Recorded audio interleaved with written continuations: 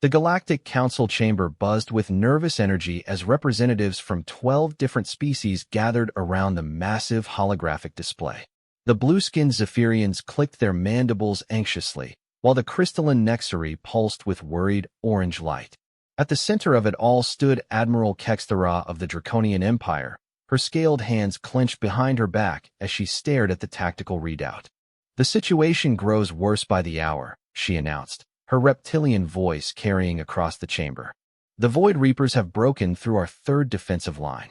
Sector 7 is completely lost, and they're advancing toward the core worlds at unprecedented speed." Commander Yrel of the Aquatic Federation raised one of his forearms. "What about the new weapon systems? The quantum disruptors we've been developing?" Admiral Kexthara's tail lashed in frustration. "Useless against their adaptive shields. Every weapon we deploy, they counter within hours. It's as if they can predict our tactics before we even implement them." She paused, looking around the chamber at the assembled representatives. "We've lost over 200 ships in the past week alone. Our casualties are approaching 6 million across all allied forces." The chamber fell silent except for the soft humming of the holographic projectors. The display showed red zones spreading across multiple star systems like a deadly infection.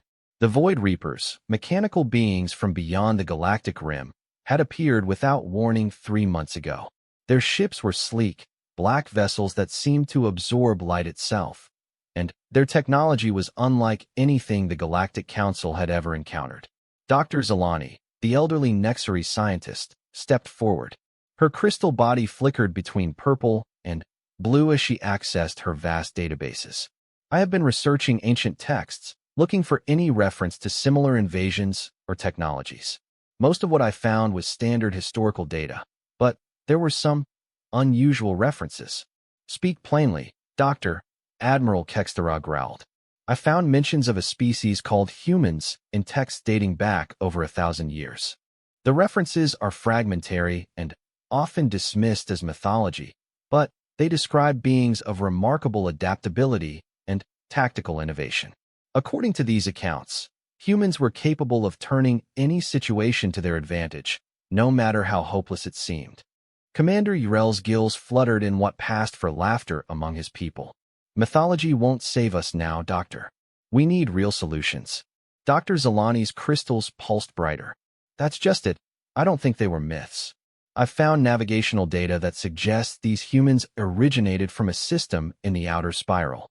A system that most of our records list as uninhabited and unremarkable.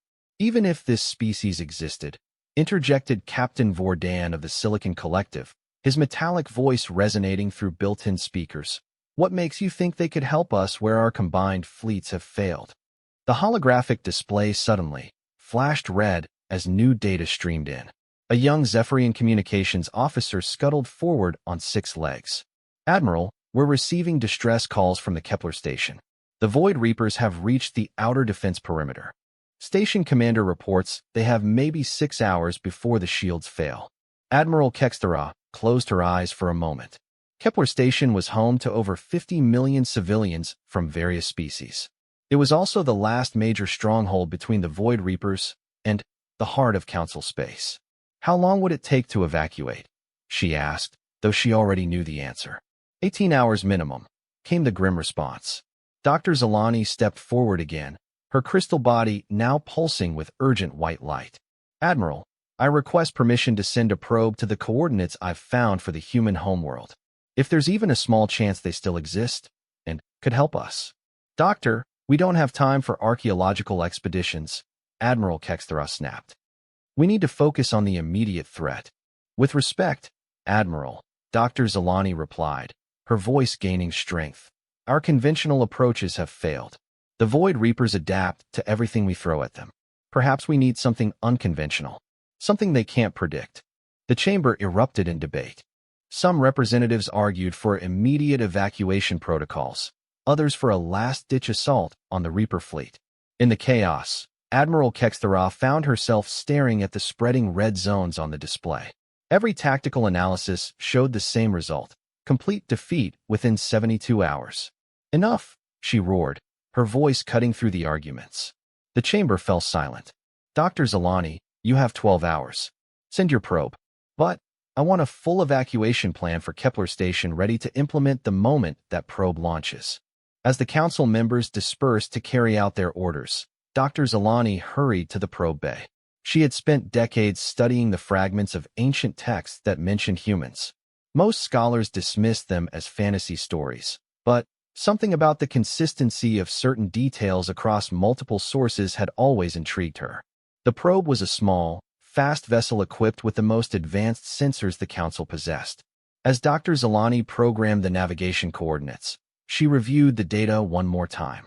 The system was designated as Terra by the ancient texts, located in a sparse region of the outer spiral that few species had ever bothered to explore. Launching in 60 seconds, announced the bay technician. Dr. Zalani watched through the observation window as the probe's engines ignited. In the distance, space lit up with the flashes of ongoing battles as Council forces tried desperately to slow the Reaper advance. The probe shot into hyperspace, disappearing in a brief flash of blue light. Now came the hardest part, waiting. 6 hours passed. The news from Kepler Station grew worse with each update. The Void Reapers had somehow anticipated the Council's defensive positions and were methodically dismantling them. Their ships moved with perfect coordination, as if controlled by a single mind. Then, Dr. Zalani's console chimed. The probe had reached its destination and was transmitting data. She studied the readings with growing excitement. The third planet in the system showed clear signs of civilization, massive cities, orbital installations, and what appeared to be a significant fleet presence. But the energy signatures were unlike anything in Council databases. Admiral, she called over the communication link. The probe has found them. The humans are real, and they appear to have an advanced technological civilization. Admiral Kexthara's image appeared on the screen, looking haggard from hours of coordinating the defense. Can you establish communication? I'm trying, but their communication protocols are completely foreign. It might take hours to establish a translation matrix. Dr. Zalani paused as new data scrolled across her screen. Admiral, there's something else. The probe is detecting massive energy buildups throughout their system. It looks like they're preparing for something. Before the Admiral could respond, alarms began blaring throughout the station. The communications officer's voice echoed through the corridors. All hands, prepare for emergency jump. Void Reaper fleet has broken through at Kepler Station. Estimated arrival at this position in 3 hours. Dr. Zalani stared at her screen in desperation. Somewhere in that distant system might be the key to saving the galaxy, but they were about to be overrun. She began frantically adjusting the probe's transmission array, trying every frequency and protocol variation she could think of. Then, something extraordinary happened. The probe's sensors detected multiple ships entering hyperspace from the human system. Not just a few ships, hundreds of them. The energy signatures were massive, unlike anything the probe had ever recorded. Admiral, Dr. Zalani called out, her voice trembling with excitement. I think the humans are coming. Admiral Kexthara's eyes widened. Coming here? How is that possible? Even if they received our probe's data, they couldn't have analyzed it and launched a fleet in just 6 hours. Dr. Zalani studied the readings again. The human ships were traveling at speeds that should have been impossible, and their trajectories were heading directly toward the current battle zone. I don't know how, Admiral, but something is definitely heading our way. Multiple large vessels, moving faster than anything in our databases. She paused, watching the data stream. Admiral, I think we're about to find out just how real these humans are. The evacuation alert continued to blare as Council ships prepared to abandon their positions. But Dr. Zalani remained at her station, watching the impossible readings from her probe. In approximately 18 hours, either the myths would become reality, or the galaxy would fall to the Void Reapers. As if sensing her thoughts, the probe detected a new transmission from the human ships. It was brief, lasting only seconds, but somehow her translation computer managed to decode it. Hold the line. Help is coming. Dr. Zalani smiled for the first time in weeks. Perhaps mythology was exactly what they needed after all. The bridge of the UES Indomitable thrummed with quiet efficiency as Captain Sarah Chun reviewed the tactical data streaming in from their long-range sensors. Around her, the The bridge crew worked at stations that would have seemed impossible to the Galactic Council. Holographic interfaces that responded to thought as much as touch, quantum processors that calculated probabilities across multiple dimensions, and communication arrays that could slice through hyperspace itself. Analysis complete, Captain, reported Lieutenant Commander Torres from the tactical station. The alien fleet is definitely in trouble. Their ships are technologically advanced, but they're fighting a defensive battle against an adaptive enemy. Classic mistake. Captain Chen nodded, her dark eyes focused on the three-dimensional display hovering above the command console. The Void Reapers moved in perfect formation, their black ships flowing like liquid shadow across the battlefield. But what caught her attention wasn't the enemy. It was the desperate courage of the defenders. "How long has this conflict been going on?" she asked. "Based on debris patterns and energy residue, approximately 3 months," answered Dr. Emma Reeves from the science station. "The defending species appear to be part of some kind of alliance. 12 different ship designs, all trying to coordinate against a single enemy type. 12 species working together," Chen mused. "That's impressive. Most civilizations can't even get 2 species to cooperate effectively." She turned to the communications station. "Any luck with their language protocols, Zhang?" Communications Officer Zhang looked up from his console, where streams of data flowed in patterns that looked almost like music. "It's complex, Captain. They use at least 7 different base languages, but I'm detecting underlying mathematical constants that suggest they've developed a universal translation system. Give me another hour, and I should have basic communication established." Captain Chen walked to the observation deck, looking out at the stars. Behind them, the rest of the human fleet maintained formation, 47 ships that represented the cutting edge of human technology. Each vessel was unique, designed for specific tactical roles, but all shared certain characteristics that made them distinctly human. Unlike the geometric designs favored by most species, human ships curved and flowed like living things. They incorporated technologies that other species considered impossible, artificial intelligence systems that could think creatively, adaptive armor that learned from each impact, and weapons that could modify their own function in real time. "Captain," called out Commander Ashley Park, the ship's first officer. "We're receiving a priority transmission from the probe that found us." Chen returned to the command console. "Put it through." The translation was rough, but the desperation was clear. A crystalline being identified as Dr. Zalani was broadcasting on multiple frequencies, trying to establish communication. Her message was simple: they needed help, and they needed it now. "Zhang, can you establish a two-way link?" "Working on it, Captain. Their transmission protocols are actually quite elegant once you understand the underlying structure." His fingers danced over the holographic interface. "Got it. You should be able to communicate directly." The main screen flickered to life, showing Dr. Zalani's worried face. Her crystal body pulsed with nervous energy as she spoke. "Unknown vessels. This is Dr. Zalani of the Galactic Council. If you are the humans mentioned in our ancient texts, we desperately need your assistance. The Void Reapers have broken through our defenses, and civilian populations are in immediate danger." Captain Chen stepped forward. "Dr. Zalani, this is Captain Sarah Chun of the United Earth ship Indomitable. We received your probe's data and came as quickly as possible. Can you provide us with tactical information about these Void Reapers?"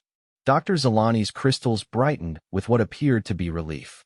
"Captain Chun, you have no idea how glad we are to hear from you.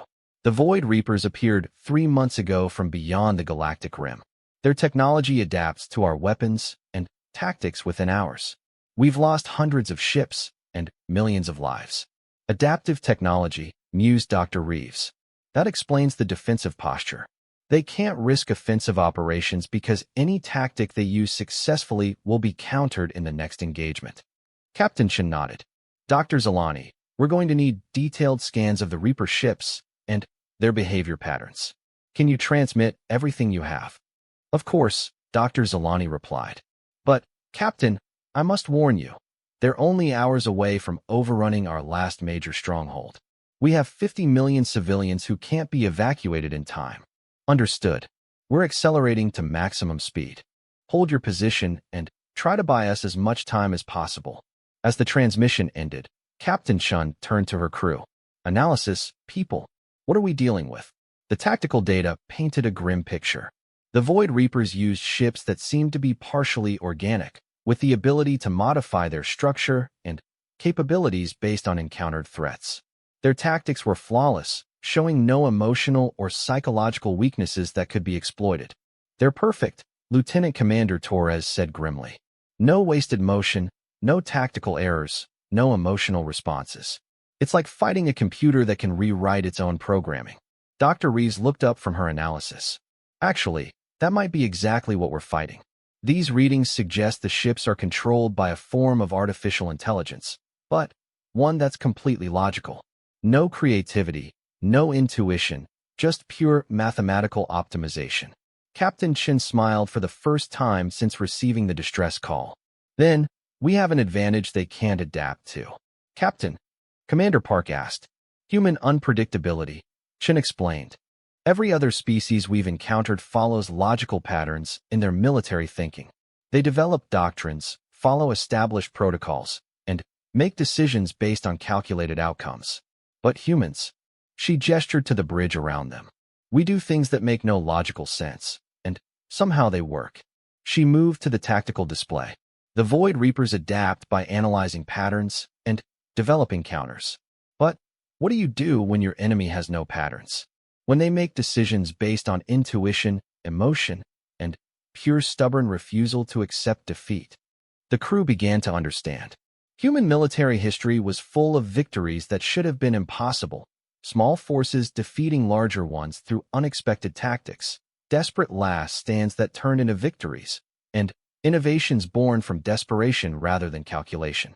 "Torres, I want you to analyze every human military engagement in our databases. Look for tactics that succeeded specifically because they were illogical or unexpected.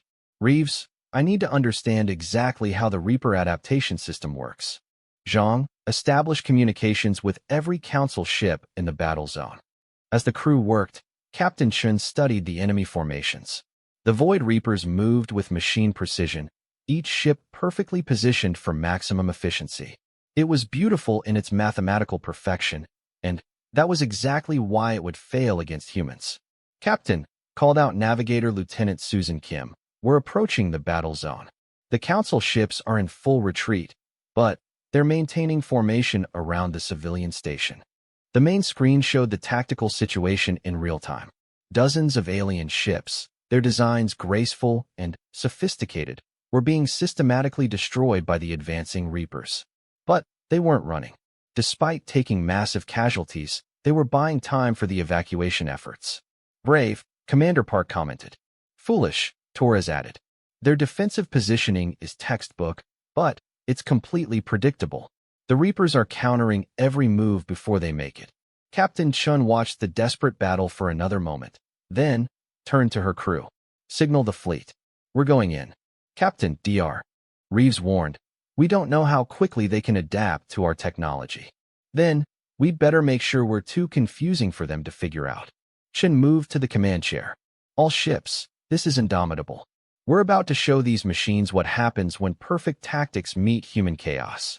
Prepare for Operation Slingshot." The human fleet burst into the battle zone like a pack of wolves attacking a formation of toy soldiers. Their ships moved in patterns that violated every principle of space combat doctrine, diving directly into enemy formations, executing maneuvers that put them in seemingly disadvantageous positions, and using weapons in ways they were never designed to be used.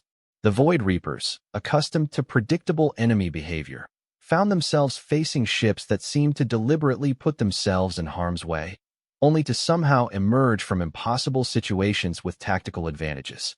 The U.S. Thunderstrike dove directly at a Reaper battleship, appeared to be on a suicidal collision course, then used the enemy's own gravitational field to slingshot into an attack position that shouldn't have been possible.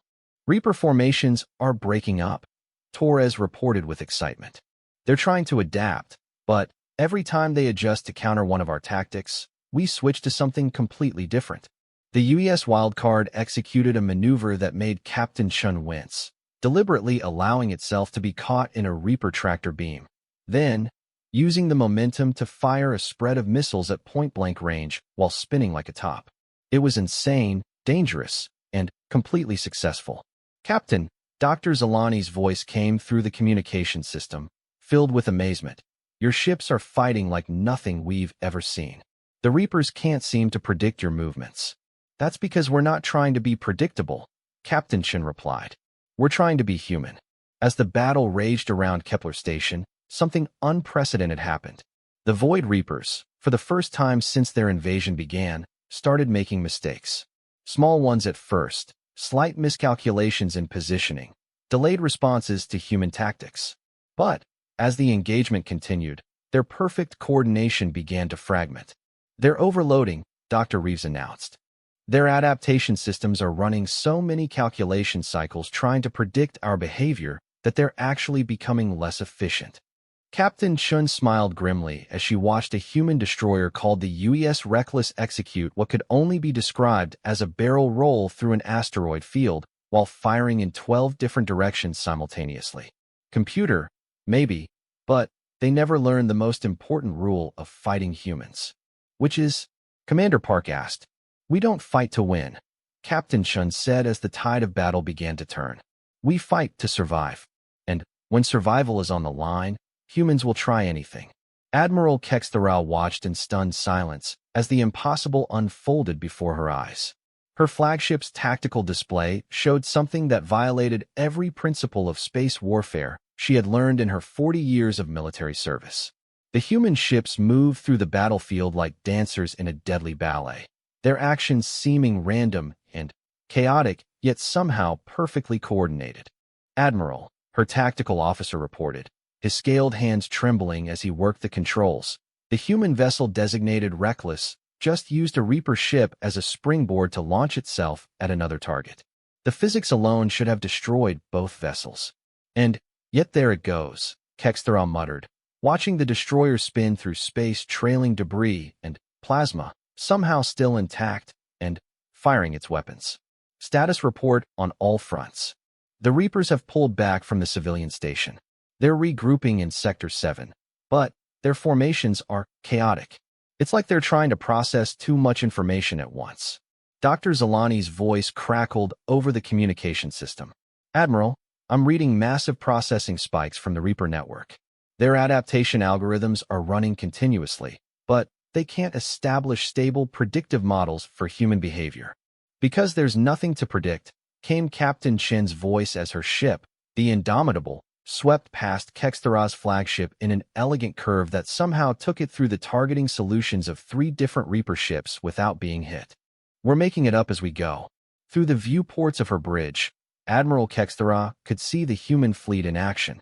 Each ship fought differently, as if they were individual warriors rather than parts of a coordinated force. The UES Thunderstrike was using its main cannon to fire not at enemy ships, but at asteroids, creating clouds of debris that somehow worked to its tactical advantage. The UES Wildcard appeared to be playing some kind of deadly game of tag with a Reaper squadron, leading them through a complex dance that ended with the enemy ships accidentally firing on each other. How are they coordinating? Commander Urel asked over the tactical link. His aquatic species prized precision and planning above all else. Their movements appear random, but they're achieving perfect tactical synergy. Captain Chen's laughter came through the speakers. Commander, we're not coordinating in the way you think. Each of my captains is responding to the situation as they see it. We trust each other to adapt, to improvise, to do whatever it takes to get the job done.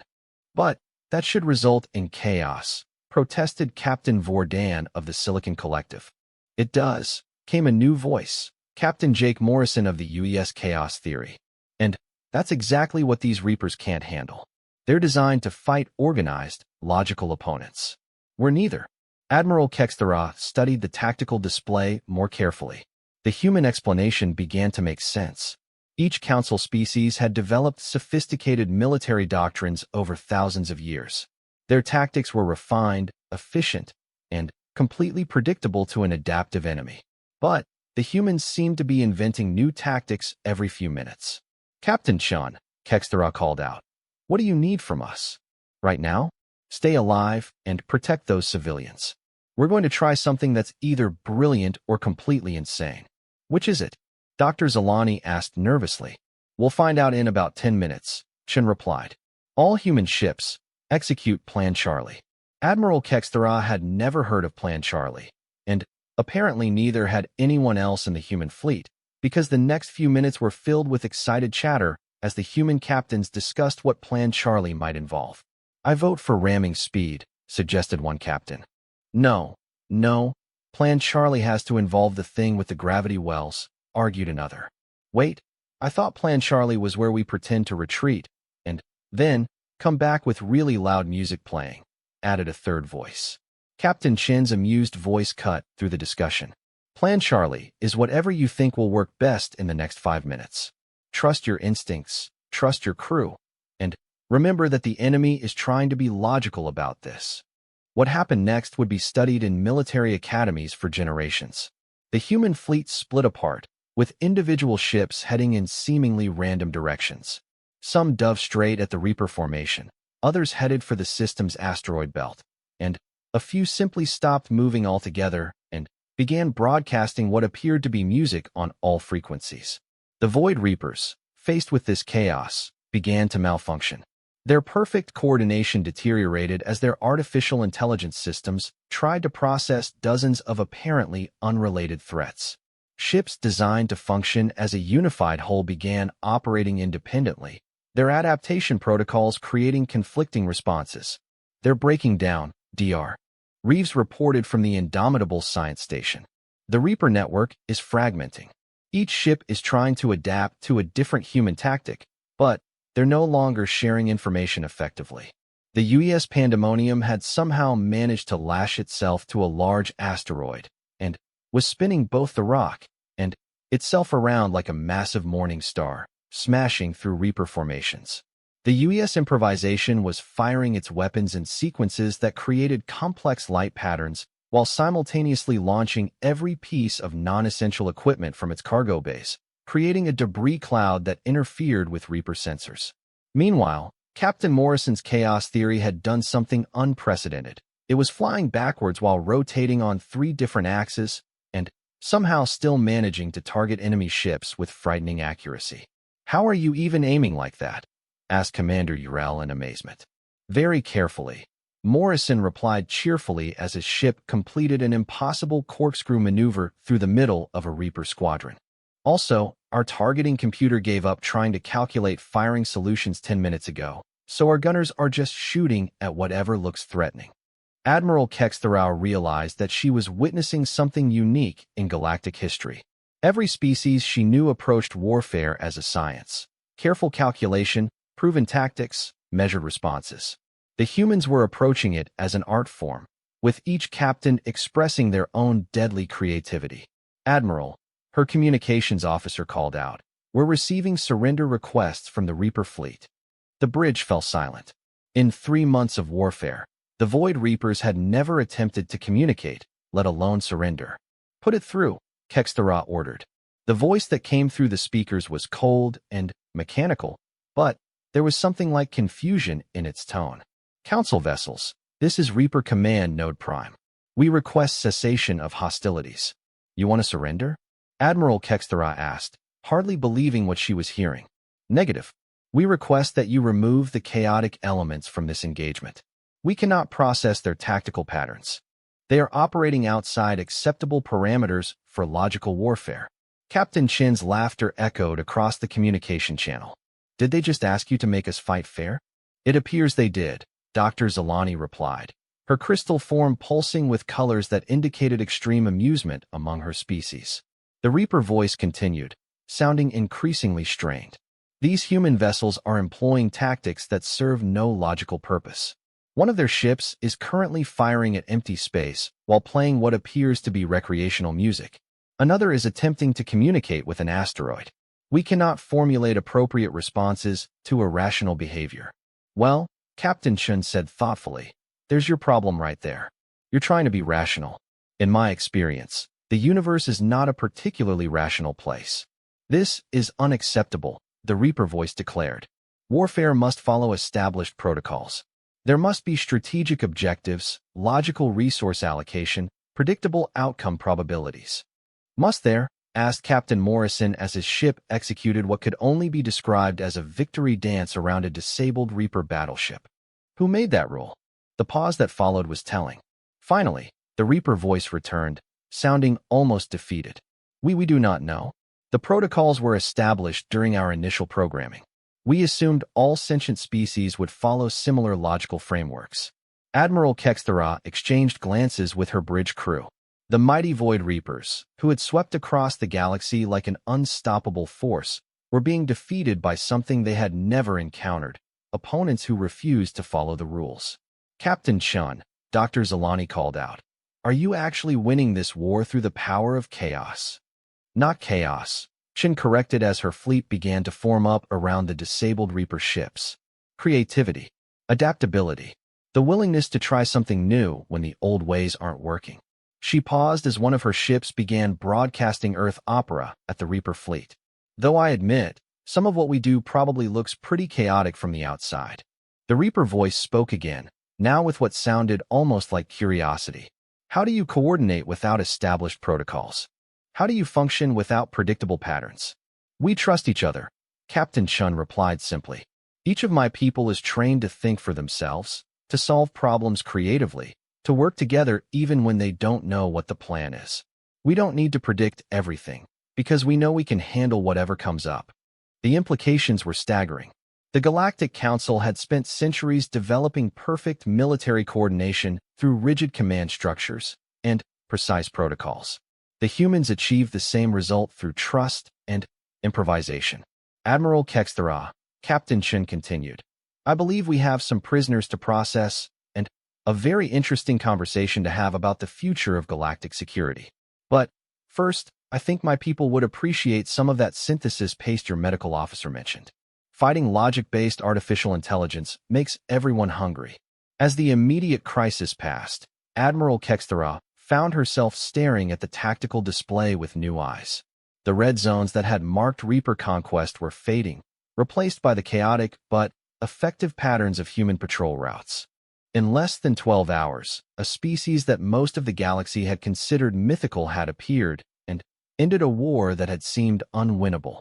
"Doctor," she said to Zalani, "remind me to have our military academies add courses in creative thinking to their curricula." "Already working on it, Admiral," Dr. Zalani replied, her crystal body now pulsing with pleased blue light. "Though I suspect teaching organized chaos might be harder than it looks." Through the viewports, Admiral Kexthara could see human ships still moving in their impossible patterns, now shepherding damaged council vessels to safety and beginning the complex work of understanding their former enemies. The war was over, but she suspected that the real adventure was just beginning.